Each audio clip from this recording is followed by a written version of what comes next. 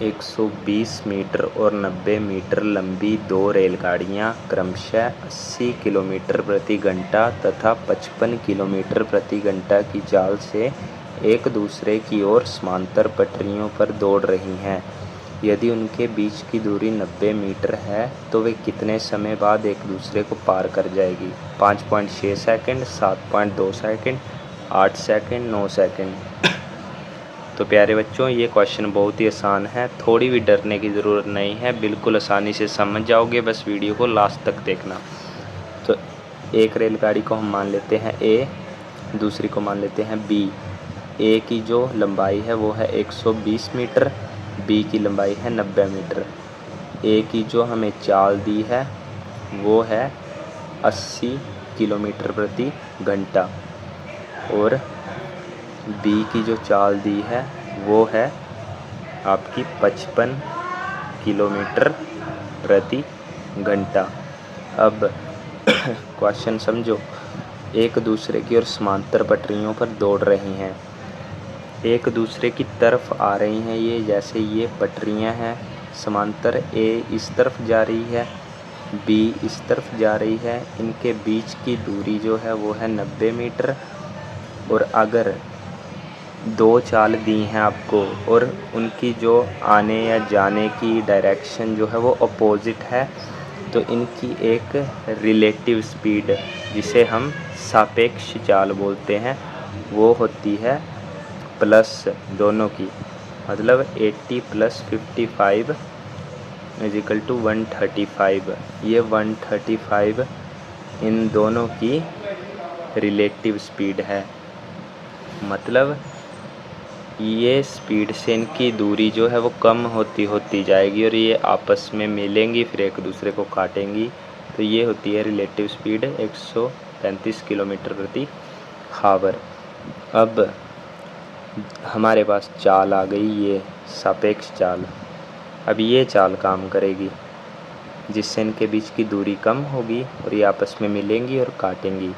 तो चाल हमारे पास ये आ गई, दूरी हमें दी है उनके बीच की 90 मीटर, 90 मीटर प्लस जो हमारी ट्रेनों की लंबाई है वो भी दूरी में आएंगी। ओके, ये भी एक पॉइंट है जो आपको याद रखना है कि ट्रेन के ये रेलगाड़ियों का जो भी क्वेश्चन होगा उसमें दूरी जो दी होती है उसके साथ रेलगाड़ियों की जो लंबाई होती है वो हमेशा प्लस होगी, ये बात नोट कर लो। तो 90 metre plus 120 metre plus 90 metre, ठीक है। ये 90 मीटर जो कि इनके बीच की दूरी थी, ये 90 मीटर ट्रेन बी की लंबाई, ये 120 मीटर ट्रेन ए की लंबाई। तो हमारे पास जो दूरी आई टोटल वो आ गई 0 9 9 18 19 20 2 1 3 300 मीटर जो है हमारे बीच दूरी आ गई इनकी। अब ये मीटर में है, ये किलोमीटर प्रति आवर में है, तो हम पहले जो चाल है उसको बदलेंगे मीटर प्रति सेकंड में। तो उसके लिए हम इसे 5/18 से डिवाइड कर देंगे। अब आपको ये चीज़ भी याद रखनी है कि अगर किलोमीटर से आवर में चेंज, किलोमीटर प्रति आवर को मीटर प्रति सेकंड में चेंज करना है तो इनटू करेंगे 5/18 से, और अगर मीटर प्रति सेकंड को किलोमीटर प्रति आवर में चेंज करना है तो इनटू करेंगे 18/5 से। तो अब 3 6 = 18, 3 4 = 12, 3 5 = 15, 3 2 = 6, 3 1 = 3, 3 5 = 15, 15 5 आ गया 75/2 मीटर/सेकंड।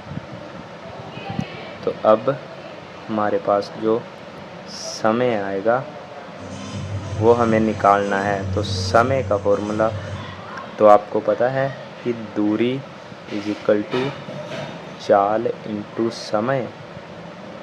तो जो हमारे पास समय है वो आ जाएगा दूरी / चाल। ये मैं साइड में कर रहा हूँ, जगह की थोड़ी दिक्कत है। तो हमारे पास जो समय है वो दूरी अपॉन चाल आ जाएगा। ये दूरी का फॉर्मूला होता है, इससे बनाया मैंने चाल इंटू, और इथी उधर जाके डिवाइड हो जाएगी, तो समय इज इक्वल टू दूरी अपॉन चाल। तो दूरी हमारे पास टोटल है 300 और चाल है 75/2। तो ये 2 ऊपर जाके इसके साथ इंटू हो जाएगा अपॉन 75। 5 1 जा 5, 5 5 जा 25, 5 6 जा 30, 5 0, 5 3 जा 15, 5 1 जा 5, 5 2 जा 5 12 जा 60, 3 1 जा 3, 3 4 जा 12। तो 4 इंटू 2 हमारे पास आ जाएगा 8। तो जो समय है वो आ गया हमारे पास 8 सेकंड। बस, अगर आपको वीडियो अच्छी लगी हो तो चैनल को कर दीजिए सब्सक्राइब, वीडियो को कर दीजिए लाइक, और कोई भी डाउट हो कमेंट कर दीजिए। और वीडियो के ऊपर मेरा नंबर शो हो रहा होगा, व्हाट्सएप पे मुझे मैसेज कर दीजिए अगर कोई भी डाउट है।